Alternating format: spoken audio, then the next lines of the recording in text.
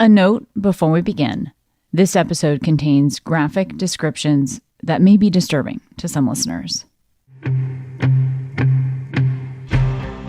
Hey there, I'm ABC News correspondent Kayna Whitworth. And I'm Nancy Schwartzman, the director and executive producer of Sasha Reid and the Midnight Order. From ABC Audio and Freeform, this is Inside the Midnight Order. The final episode of the series grapples with the scrutiny around the Pickton case and what will happen next, especially now that Robert Pickton himself is dead. Nancy, what was it like to find out that Robert Pickton had been murdered right before the series came out? We learned that Robert Pickton died when Sasha was at CrimeCon in Nashville, and we were essentially soft premiering the show to thousands of people. And all of a sudden we learn Robert Pickton is dead. He succumbed to his injuries in prison. And it's just, just this gasp. You know, Sasha announced it. She herself was shaking. Lorimer was there with us. Lorimer Shenher, who's really dedicated many years of his life, both in law enforcement, as a whistleblower, as an author. We're all there. And oh my God, this just happened, and really raises the question, was this a planned hit? And why? What else gets buried when Robert Pickton is killed? How do you think the Midnight Order will proceed with their investigation now that he's gone? In a way, it feels like a door has closed. There was the person who was at the center of it all, who never really used his voice. I think the Midnight Order has gotten their hands on his first unpublished book and are really digging through it. Is there more in there? Are there leads to look at? Also, there might be more people who could come forward now that this happened. Keeping eyes and ears open, and obviously the inbox is open if people should choose to come forward with more information. In a way, it's, this huge chapter has closed, and Pickton was promising someday he was going to talk and tell it all, and now he can't. But he did leave a trail, and it could open the door to other people coming forward. As we close out this series, what do you hope the viewer and listeners of this podcast take away from it? I hope that the Midnight Order inspires audiences the way they inspired me to really understand, if you have a passion for forensics, if you have a passion for crime, if you have a passion for data, there could be a place for you. And I think certainly bringing the empathy lens isn't just being a good human being. The people who are close to the victims have information, and the people that know the world, whether you think they're unsavory or not trustworthy, the people who know the streets have information, and we should listen to them. And I love that the Midnight Order does that.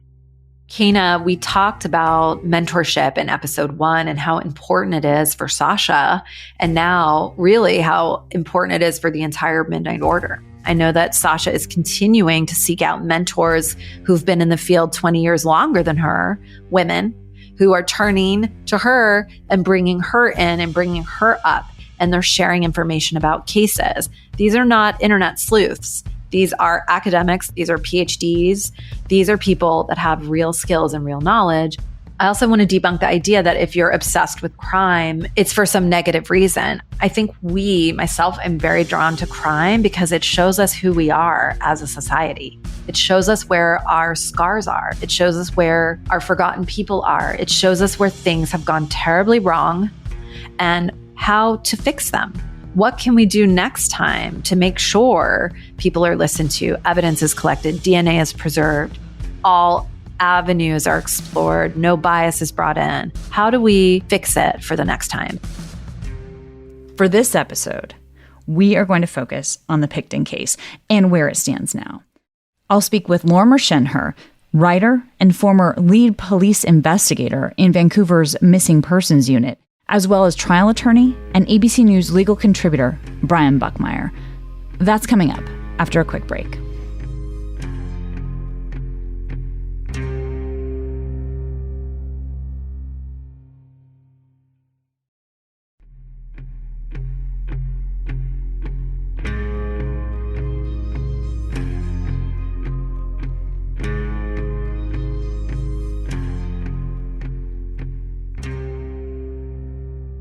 Okay, Brian and Lorimer, welcome. So, Lorimer, let's start here with you. I want to give listeners a sense of your work in Vancouver, and then let's get into the Pickton case. So first, tell me, when did you begin your tenure with the Vancouver Police? I started in 1991, and then I was in the Missing Persons Unit in 1998. Initially, when you started with Vancouver Missing Persons Unit, what was the one driving force in your mind? Well, I know what I was told I was supposed to be doing, which is work on all the missing persons cases that came into that office, but also to focus on what at the time were 17 missing women cases from the downtown east side. They were concerned at the time that it might represent a pattern, and they wanted me essentially to either confirm that or discount that something was going on. This Robert Pickton case has often been referred to, as, North America's most heinous crime. And Brian, you're a Toronto native. What was it like for you? When did you first hear about this Pickton case, and what stood out to you the most about it initially? I think when we first heard about this case, I'm in high school. And so the headlines I recall, and I even spoke to some of my childhood friends before doing this, it was like RCMP or Mounties botched investigation. A very specific and protected class of women, those being Native American women, are not being given the due process of finding out their murderers. The butcher, the pig farmer, those nicknames were often thrown out as this mass serial killer. And I think, especially as a Canadian, we don't hear about mass killings in the same way that you hear about them in America. And I don't mean that in a disparaging way. If there was a serial killing, you're like, oh, it happened in America, right? We Canadians don't do this type of thing. And so I think when we heard about it to this degree, it was really shocking. Lorimer, you're also the author of a book titled That Lonely Section of Hell, The Botched Investigation of a Serial Killer Who Almost Got Away. Quite a title there, but really, this book is your account of all the things that went wrong during this investigation of Robert Pickton. At what point did you feel like this book needed to be written? There was a period in the summer of 1999 where we were extremely close. I felt like we were on the cusp of breaking the case. We had a couple good sources come forward. We were, I thought, working closely with the RCMP, and I felt like it was imminent that the case was going to break. And what happened is it didn't, and it ended up really being shelved. And I just couldn't understand what was at play. And then when the search actually started on the Pickton farm in February 2002, I literally sat down that day and started banging out the first draft of the book. In episode 5, they bring up the Victim 97 case. In 1997, there's a young woman who finds herself at the Pickton farm in Robert Pickton's trailer, and she says he attacks her. She's able to get away, and in doing so, Lorimer, she escapes right with a handcuff still around her wrist. Is that accurate? That's right. So then what happens? She ends up at the hospital, and Robert Pickton drives himself to the same hospital. Because she stabbed him, right, in trying to get away? She did. She cut him across the neck and I think hit his jugular vein, actually. And he got himself to the hospital. They were each being treated in fairly close proximity. The police were called. The investigation began. And everything was proceeding for what would be a slam dunk, attempted murder, forcible confinement conviction. Well, I don't want to overlook the detail, right, that, again, she has this handcuff around her wrist. Did they find the key to that handcuff in Robert Pickton's pocket? Yes, they did. It would have been an easy investigation, and it was. And I know the detective that did the investigation, he did a good job. It was actually the Crown Attorney that ultimately decided not to bring the case for reasons that are still completely unclear to me. The prosecutor had done no interviews for anybody else, no interviews with the couple that had picked this woman up, no interviews with the ambulance people that had attended to her, no interviews with doctors. So they had done nothing to shore up the story or the credibility of the case. This prosecutor just thought, I don't know. I don't think she's credible. And this young woman had gone to, she'd gone to every meeting with the prosecutor. She had more than fulfilled her end of things. So it was a really odd call. The whole thing really pointed, I think, to a good likelihood of conviction. And I just want to note that the prosecutor mentioned here was questioned during the missing women inquiry, which you heard about in episode 5 of the docuseries. The prosecutor testified that shortly before the trial, the victim was too high on drugs to testify. And because of that, didn't feel that she would be a good witness because she was, quote, in very bad shape. The official report that resulted from the inquiry did say, however, that more could have been done to prepare victim 97. So this is 1997. In 2002, when authorities do eventually make their way out to this Pickton pig farm, what was that like at the time?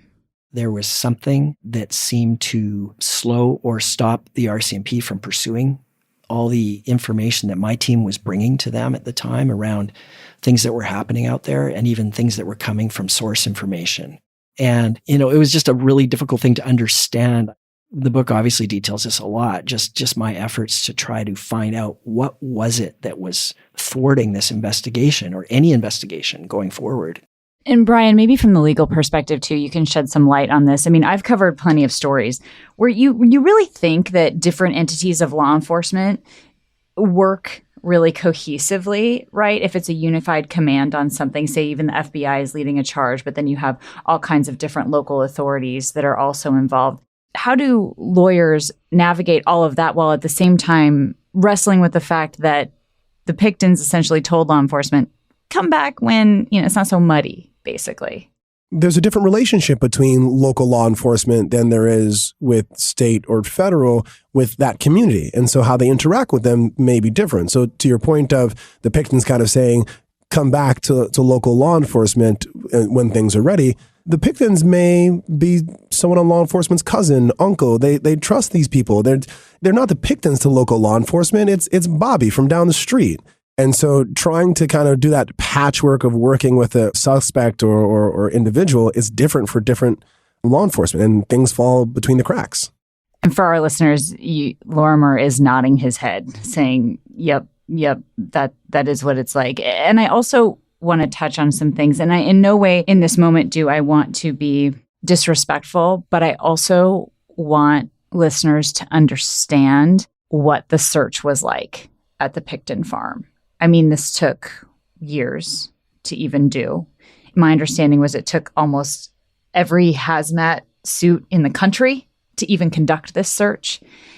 And that, it started with the inhalers and the purses, but then body parts were found. And in the ways that they were found, I read that skulls had been split in half and that hands had been put in them.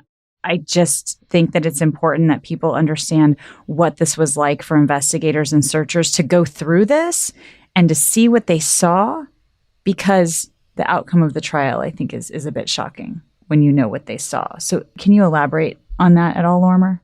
I think what you've outlined, Kayna, is kind of an interesting, almost split screen that has always existed in this case, which is the reality of the evidence and the sheer horror and nastiness of what obviously went on. Where the split screen is, and this is something I've sort of been trying to reconcile as I'm writing a new book about all these factors, the RCMP and how they somehow curated this investigation to bring it to the prosecutors. But what I've discovered is that there is a institutional wide awareness in the RCMP of not ever doing anything where they can be criticized, of making investigative choices even where they will be beyond public criticism versus making the right investigative choice. Your job as an investigator, especially when you're putting a case together, is to accurately portray a narrative. And that narrative is what you're going to bring to prosecutors, and they're going to use that narrative to prosecute the case. It becomes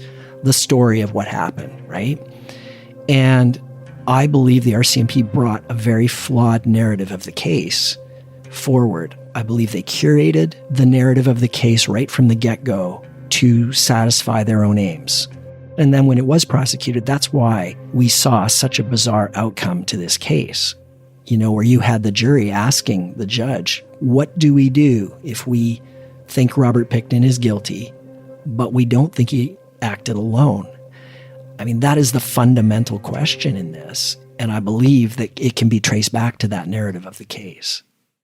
Both the RCMP and the Vancouver Police Department issued public apologies for essentially not catching Pickton sooner, and also acknowledged some mistakes, though they both blamed the other agency for missteps and defended their own handling of the case. They said they did the best they could based on the information available at the time. But let's dive into that big overarching question here of, was Robert Pickton capable of doing this on his own? I mean, the remains of 33 women were found on the Pickton farm. Is that correct? Yeah, 33 women remains found, and then also countless DNA profiles found on that farm of men and women that came and went on that farm over the years. It doesn't track with the kind of idea that we have of a serial killer who's maybe a single person like a Robert Pickton or a couple of people working in partnership. But this case is not that case. So, Brian, the numbers here, right? So we've got the remains of 33 women found on the Pickton farm. As Lorimer points out, countless DNA profiles. But when we get to court, the number starts dropping, right? 27 charges against Robert Pickton. But then one of those falls off. And it gets narrowed down, to 6? So how does that happen? And even in the 6, he's only convicted of second-degree murder, right? How does that play out in the legal system like that? Easy answer, it's not what you know, it's what you can prove. And when it comes to a trial, especially as a prosecutor, you don't want someone like me who can pick apart your weaker cases and then use those cases to color the entirety of the trial. Think of Harvey Weinstein, why they only go forward with certain victims and not all. Think of even as we see the investigation of Rex Heuermann, they're really making sure that DNA is attached to specific victims, even though they believe that Heuermann is attached to more. In terms of whittling it down to 6 charges and associated with a limited number of victims, the reality is the court system is not made to try that many victims at once. From a sense of how long are you going to keep these jurors here to hear 27 cases? I think ultimately it comes down to what courts call judicial economy. The cost of trying to convict a person where 6 convictions will get you the same amount of jail time as 26 or 27 or 56 or 100. There is no death penalty in Canada. Robert Pickton got the highest amount of jail time that an individual can get with a second-degree charge of murder. And as I often tell people, just because you get the possibility of parole after 25 years doesn't mean you're going to get it, especially for a case as heinous as this. So I think the courts and the prosecutors look at it and say, how long is he really going to stay in jail? How long of a trial are we going to do this for? And how many victims are we going to drag through the court system where the ultimate result is going to be he's going to spend the rest of his life in jail? And so, Brian, for those other 20 charges that were stayed, I mean, what kind of recourse do those families have legally?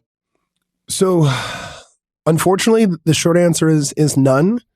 This is where you have to advocate it, and you have to go to the voters box, because every country and then every state or province or territory has what's called victims' rights. And they can at times drastically differ from state to state. Under the British Columbia Victims' Crime Act, there's very few rights. If the prosecutor decides to dismiss your case because you're not one of the 6, you don't necessarily have a right to say, well, I want my day in court. Unless your province, state, or territory says that you have an actual right to have your day in court, that phrase is generally meant for a defendant. And so they don't really have much recourse. We have more with Lorimer and Brian after the break.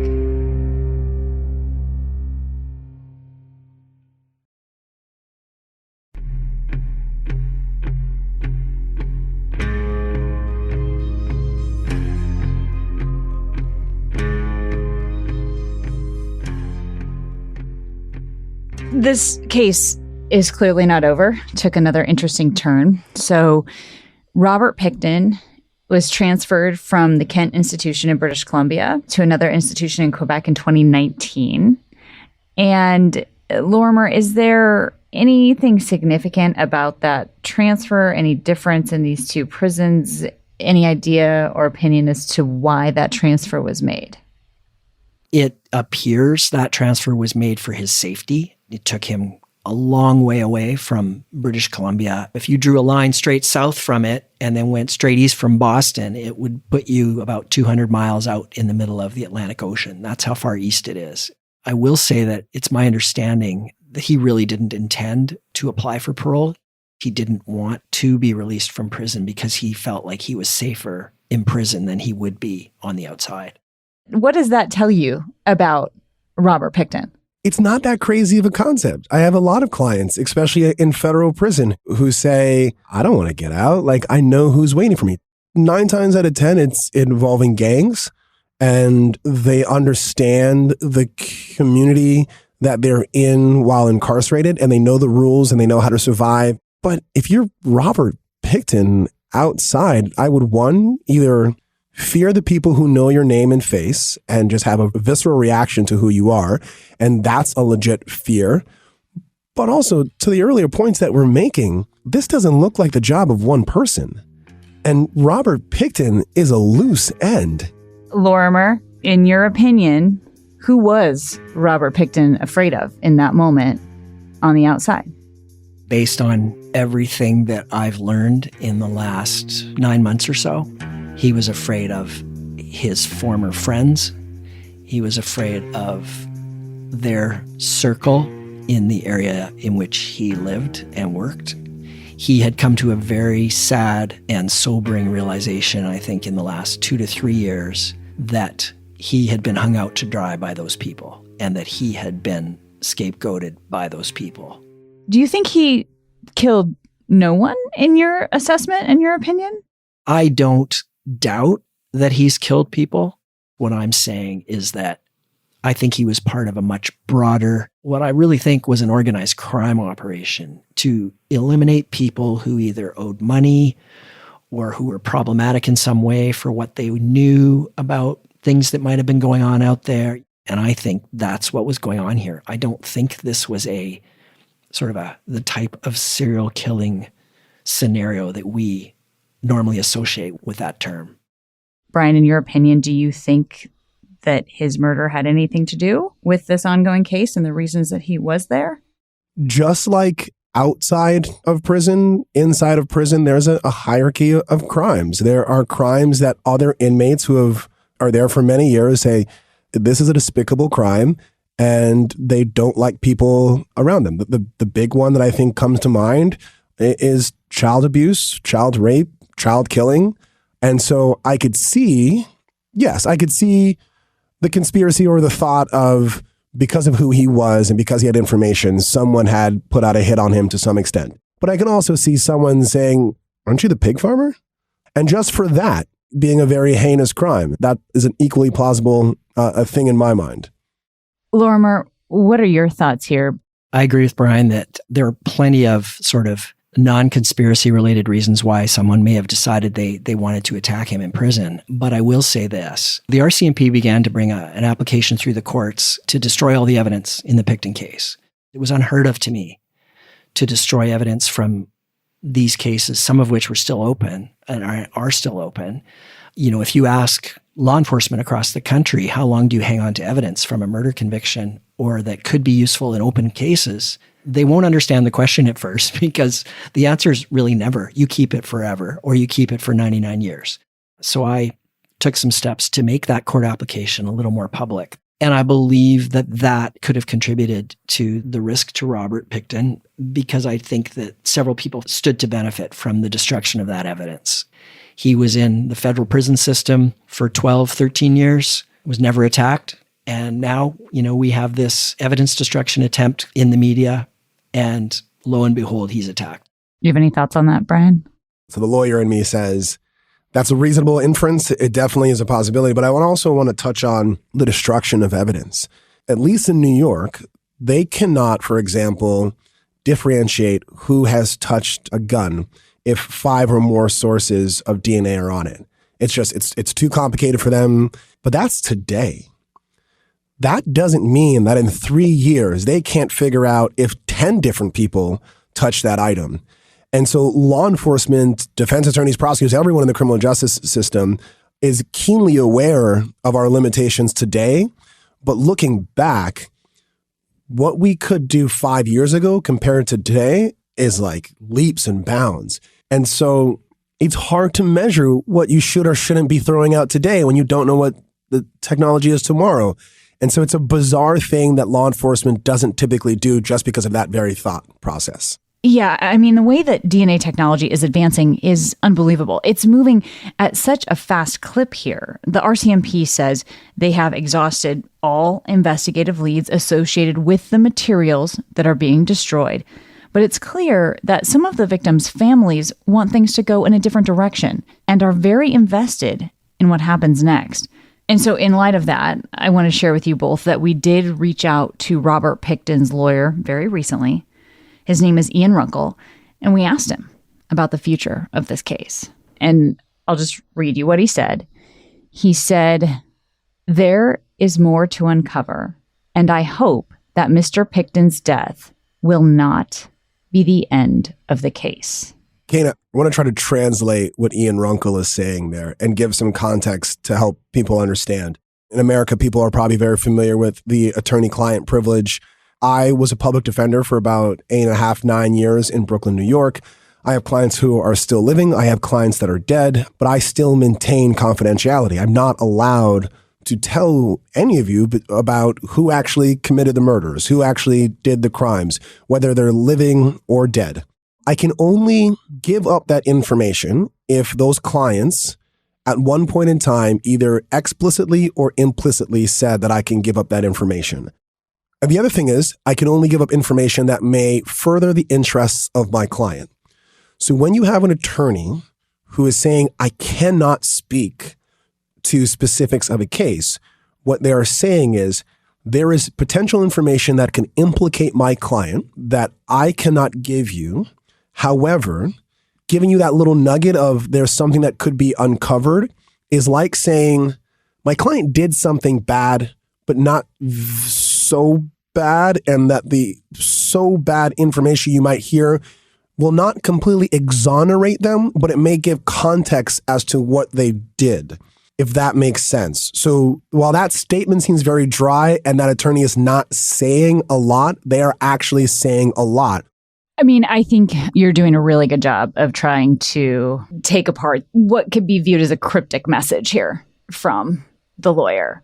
I know that Ian is doing all that he can do, within the kinds of restrictions that Brian has so well outlined.